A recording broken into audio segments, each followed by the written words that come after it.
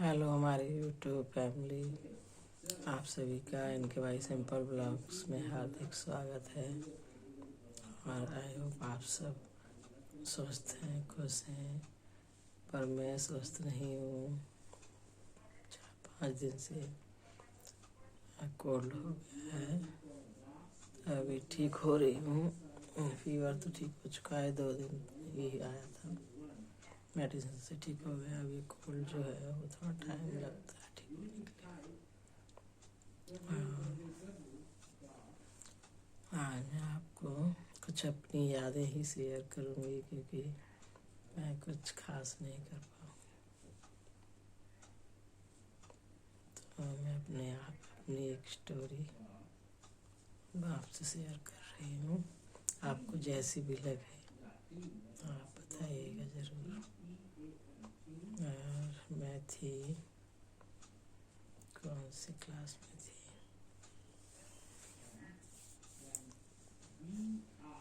9th या 10th में ही थी। जब मेरा स्कूल था 7-8 किलोमीटर दूर मेरे गांव से। तो मैं कभी, मेरी पुरानी साइकिल थी मेरे नाना जी की, उसको लेके जाती थी। कभी बस से जाती थी, बस में ऐसे फ्री में ही चले जाते थे, पैसे कभी कभार कितने 25 पैसे लग जाते थे, वरना कभी कभार हम लोग फ्री में ही चले जाते थे। स्टूडेंट्स होते थे ना हम, इसलिए ऐसे लड़के भी अगर होते थे ना बस में, तो लड़के नहीं देते थे, तो हमसे भी नहीं लेते थे ड्राइवर कंडक्टर। हम गांव में रहते थे, तो गांव में मैं अपने घर में सबसे बड़ी हूँ। तो मैं लड़कों जैसे किसी के घर में लड़के काम करते, तो वो काम मैं अपने घर में मैं करती। तो हम लोग बीहड़ में जाते थे, चंबल के किनारे जो बीहड़ होता है ना, उसमें जाते थे। कभी लकड़ी लेने, लकड़ी लेने, और कभी वो एक घास होती है जिसको दबोरी बोलते हैं, वो भी मैं तो शौक में जाती थी। मेरी मम्मी ऐसे कोई फोर्स करके भेजती नहीं थी। मेरे पापा आर्मी में थे, तो और जो गांव के बच्चे, खानदान के बच्चे जाते थे, तो मैं भी जाती थी। मुझे लगता था मैं ही हूँ जो हूँ अपने घर में, लड़का लड़की जो भी हूँ, मुझे ही करना ही है। मेरी जिम्मेदारी है करने की। तो मैं शौक में सब करती थी। तो मेरा था एग्ज़ाम था दोपहर के टाइम का। तो मुझे वो याद नहीं रहा कि मेरे 2 पेपर हैं, दोपहर को पेपर है, ऐसा मेरे ध्यान से निकल गया। शाम दोपहर, हाँ दोपहर से, एक सुबह से होता है, एक दोपहर से होता है। तो दोपहर से मेरा पेपर था, सुबह नहीं था। तो सुबह तो मुझे याद था कि मेरा दोपहर को पेपर है। मैं चली गई बच्चों के साथ, लड़कियां लड़के सभी हम लोग बीहड़ में चले गए आराम से। मेरा भाई छोटा था, मेरे से 7-8 साल छोटा है, तो छोटा ही था वो भी था मेरे से। वो और मैं साथ में चले गए, और एक लड़की थी मेरी फ्रेंड। हम लोग जो है चले गए, और ऐसी जगह हम लोग नीचे थोड़ा धंस गए, ऐसे पहाड़ी हैं, फिर थोड़ा नीची जगह होती है, उसमें हम घुस तो गए। और वहाँ से कुछ लेके, मेरा भाई तो पैदल ही नहीं चल पा रहा था, वो छोटा था, थक गया था, इतना टाइम भी हो गया मुझे। हम कितने बजे गए, सुबह 9-10 बजे गए होंगे या जो भी। और मैं तो भूल गई मेरा एग्ज़ाम है, तो मेरे ध्यान से निकल गया। फिर मुझे याद आया कि मेरा एग्ज़ाम है। अब वहाँ से मेरा भाई निकल ना पाए, मैं उसको मैं अपने ऊपर कुछ लकड़ी रख लूँ, या मैं उसको ले लूँ, खींच लूँ, पकड़ के निकाल ले चलूँ, या क्या करूँ, समझ में नहीं आ रहा था। जैसे तैसे हम वहाँ से आए, और वहाँ पे हम जहाँ घास वगैरह होती है बड़ी बड़ी, जंगल में तो पेड़ पौधे, तो कोई एक घास होती है जिनमें कांटे होते हैं छोटे छोटे। तो वो कांटे जो थे मेरे स्वेटर में, सर्दियों का टाइम था, स्वेटर में लग गए। और वही स्वेटर, गाँव में इतने ज़्यादा कपड़े, पहले के ज़माने में ज़्यादा कपड़े नहीं खरीदते था कोई भी, वही 1-2 जोड़ी होते थे किस तो मुझे जब याद आ गया, तो मेरा तो दिल दहल गया। मैंने कहा कि अब तो एग्ज़ाम है, मैं कैसे पहुंचूंगी, तो मेरा पेपर ही मारा जाएगा, और डांट पड़ेगी सो अलग, कि मैं तो आ जाती हूँ, मुझे कोई फोर्स करके थोड़ी ना भेजता। जैसे तैसे मेरे भाई को लेके मैं घर पहुंची। भागी भागी मेरी मम्मी भी बहुत घबरा रही थी कि इसका, मम्मी को तो याद ही था, मैं ही भूल गई थी वहाँ जाके। फिर एग्ज़ाम है इसका, क्या होगा, एग्ज़ाम नहीं दे पाएगी। आई मम्मी मेरी वो कांटे छुटा रही है स्वेटर में से, और मैं जल्दी जल्दी अपना पेन वैन ढूंढ रही हूँ, जो भी चाहिए होता है एग्ज़ाम के लिए, ज्योमेट्री बॉक्स वगैरह। मतलब आए तो पानी भी नहीं पिया मैंने, जैसे तैसे मुंह साफ सुफ करके। एक आधी कांटा तो लगा ही रह गया था, ये मान लीजिए आप। स्वेटर में से गुलाबी रंग का ही, थोड़ा इससे लाइट कलर का स्वेटर था मेरा। दिल्ली से मम्मी ने फूफा जी से, तब हमारे फूफा दिल्ली में जॉब करते थे, अब वो नहीं है, उनसे इकट्ठी पता नहीं कितने पाउंड ऊन मंगा ली थी। उसी में हमारे सारे घर के स्वेटर बन गए थे, नानी का भी, हम तीनों भाई बहनों का, सबका, मम्मी का भी शायद गुलाबी गुलाबी हो रखे थे हमसे। तो फिर मैं, हमारे मेन रोड पे मेरा गांव है, तो बस निकलती है वहीं से। साइकिल से तो मैं पहुंच ही नहीं सकती थी। मैंने कहा अब होप यही है कि बस आ जाए और फटाक से मिल जाए और मुझे स्कूल के गेट पे ही उतार दे, मतलब मार्केट में आगे ना ले जाए, बस ये था मुझे। फिर मैं भागी भागी गई तो, और एक भदौरिया थे, उनकी भतीजी, बड़े भाई की बेटी, वो वहाँ बैठे हुए थे। बरगद का पेड़ है वहाँ पे रोड किनारे जहाँ से बस निकलती है, वो मिल गए। तो मुझे लगा चलो थोड़ा टाइम से मैं आ गई हूँ, इनको भी एग्ज़ाम देने ही जाना था। मतलब सेंटर वहीं उनका 8वीं क्लास का एग्ज़ाम दे रही थी वो लड़की, और मैं पता नहीं 10वीं का दे रही हूँ कि 9th का, मुझे याद नहीं है। तो जो भदौरिया थे वो हमारे भैया लगते हैं, वो हमारे पापा को चाचा जी बोलते हैं। तो उन्होंने बोला हाँ कैसे एग्ज़ाम है अभी भी? तो मैंने बोला हाँ। लेट हो गई? मैंने कहा हाँ दादा लेट हो गई। तो फिर बस आ गई, बस में बैठ गए हम लोग, और उसने गेट पे, मतलब पहले हमारे स्कूल का गेट पड़ जाता है, वहीं पर रोक दिया। जैसे थोड़ा सा ही आगे निकली, ज़्यादा नहीं, मार्केट में नहीं ले गया, रोक दिया। और हम गेट के अंदर, स्कूल के गेट के अंदर से भी क्लासरूम भी बहुत दूर है, पता नहीं आधा किलोमीटर पड़ जाता है, मतलब काफ़ी एरिया है, स्कूल का दायरा बहुत है। उसमें मैं गई तो हमारे उसमें क्लास में टीचर पेपर बांटना शुरू कर चुके थे, मतलब क्लास वो हो गई थी स्टार्ट। अब मैं आई कमिंग सर, ये दरवाजे पे। तो पहले तो उन्होंने देखा ही नहीं, मतलब उनको लगा ही लेट आएंगे तो थोड़ा उनको होता कि, फिर उन्होंने बोला हाँ ठीक है। मैंने फिर से बोला मैं आई कमिंग सर, डर डर के कमिंग। फिर मैं घुस गई, बैठ गई अपने उस पर रोल नंबर पे। अब वो संस्कृत का पेपर था, क्योंकि संस्कृत का पेपर था, और वो जिनकी ड्यूटी लगी थी वो थे संस्कृत के ही टीचर थे।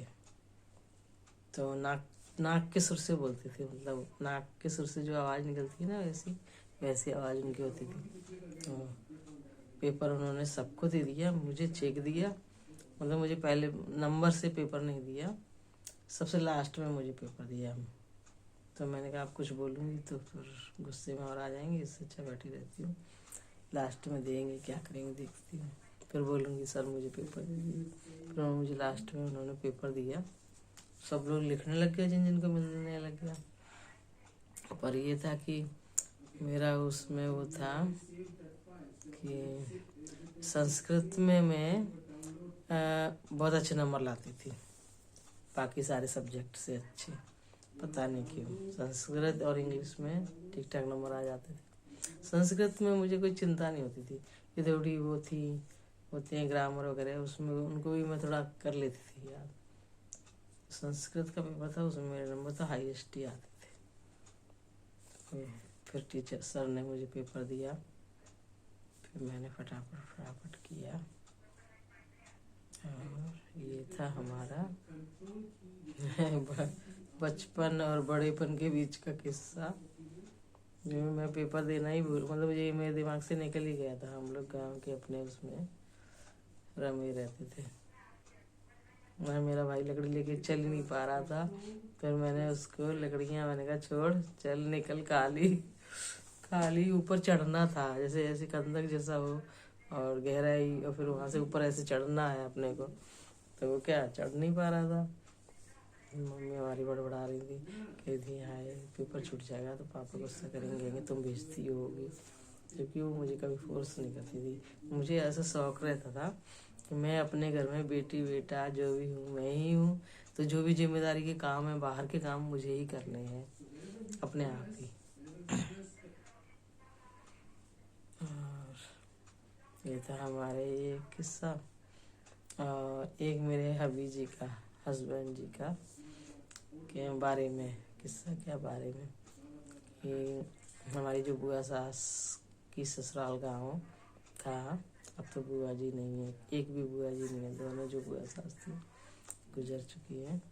जो मेरी हमारी गोलमी वाली बुआ जी थी, उनके गांव में हम एक बार गए, उनकी छोटी बेटी के गौने में, शादी के बाद जो विदाई होती है दोबारा से, फिर उसमें तो मैं तो नहीं जा रही थी, हमारे ये छुट्टी पे थे, तो वो बोले मैं जा रहा हूँ तुम भी चलो, तो फिर मैंने कहा चलो भैया चले गए।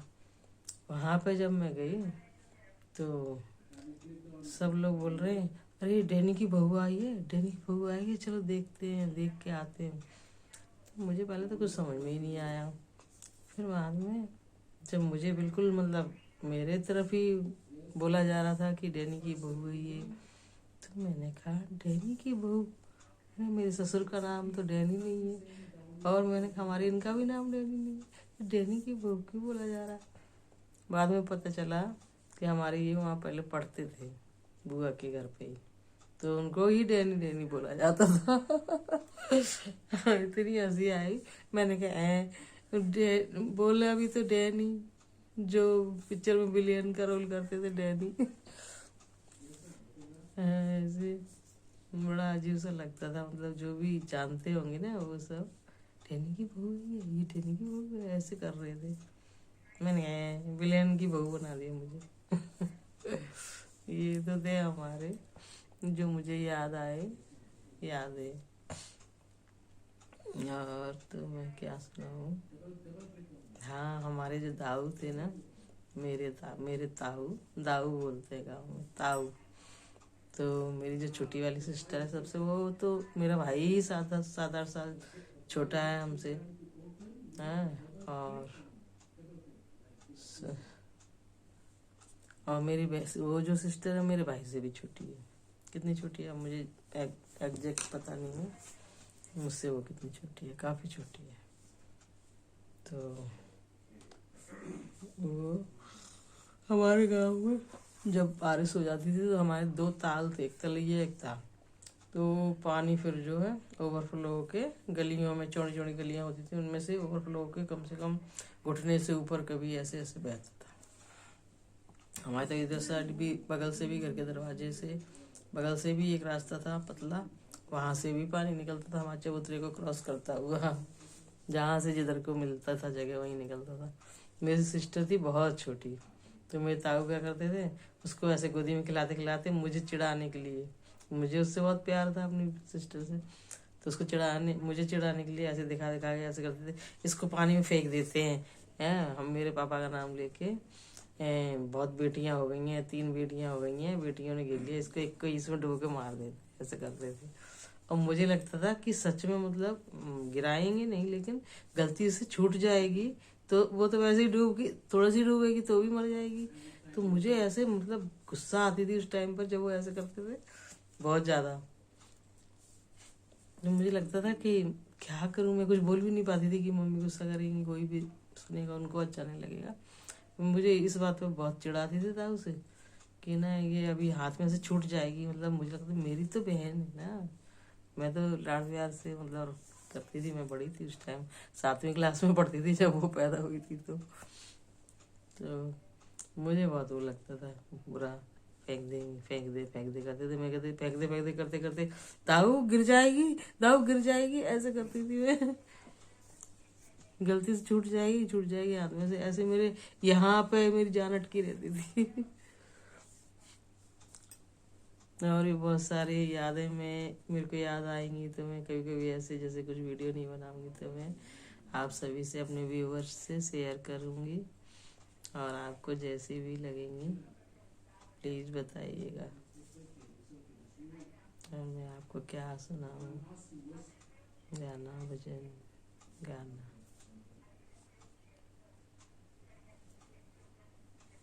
गाना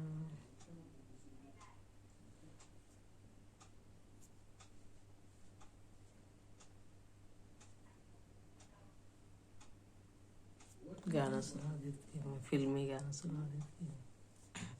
आवाज़ सही से नहीं निकल रही है, प्लीज़ नेवर माइंड। ओ साथी रे तेरे बिना भी क्या जीना, तेरे बिना भी क्या जीना। ओ साथी रे तेरे बिना भी क्या जीना, तेरे बिना भी क्या जीना। फूलों में कलियों में, फूलों में कलियों में, इशरत के गलियों में, तेरे बिना कुछ कहना, तेरे बिना भी क्या जीना, तेरे बिना भी क्या जीना। बस इतना ही आएगा, मुझे आगे नहीं आता। आवाज़ तो मेरी ऐसी निकली है, बैठी बैठी है। ज़्यादा जोर से भी बोलूँगी तो भी अच्छी खांसी आने की, अगर ज़्यादा बोलूँ। मेरा ये स्टिक तो नीचे जो के नीचे भाग रही है।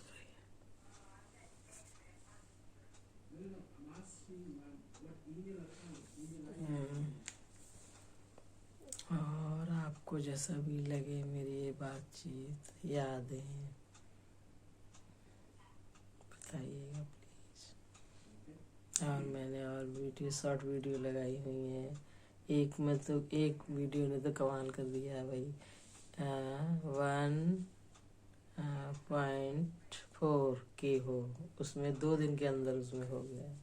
पर मेरी जो वीडियो जो है वो शायद किसी को अच्छी पसंद नहीं आती, क्योंकि सब लोग तड़क भड़क वाली देखना पसंद करते हैं। और मैं थोड़ा क्या है कि ऐसे ही बिना रेडी वेडी हो कैसे ही बना लेती हूँ। क्या होता है कि कहीं जाना होता है तो मैं रेडी होती हूँ थोड़ा, घर के अंदर तो मैं कुछ खास, मेरे को आलस ही आता है। और अभी सर्दी, पहले गर्मी लगती थी और अब सर्दी लग रही है, यही मेरा वो रहता है कि हाई गर्मी लग रही है तो कैसे तैयार हो। और जाना होता तो क्या है, इंसान हो जाता है तैयार जाने के बहाने से। कहीं नहीं जाना है तो फिर नहीं होता। और मेरे पास कोई असिस्टेंट भी नहीं है ना मदद करने के लिए। कोई बेटा है तो वो अपना काम करता है, तो उसको होता नहीं टाइम। और ये बच्ची है जो हमारी देवर की, तो वो उसके एग्ज़ाम शायद होंगे अभी, तो अभी तबीयत भी बिगड़ गई है उसकी, मेरी सबकी।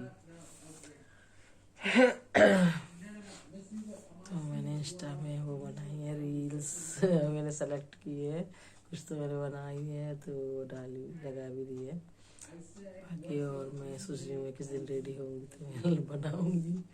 मैंने सेलेक्ट किए हैं गाने, मुझे इमोशनल गाने बहुत पसंद होते हैं, तो मैं कॉमेडी पे भी बना लेती हूँ। और आप देखिए यूट्यूब पे मैंने डाला है कौन सा, मोबाइल वाला। मैं मोबाइल से फ्री होती तो काम करती हूँ, ऐसे वाला जो है। और एक तो वही फिल्टर दा कमाल, उसने तो कमाल ही कर दिया उस वीडियो ने। 1.4 की ला दिए एक दिन के अंदर, 24 घंटे के 36 घंटे के अंदर शायद।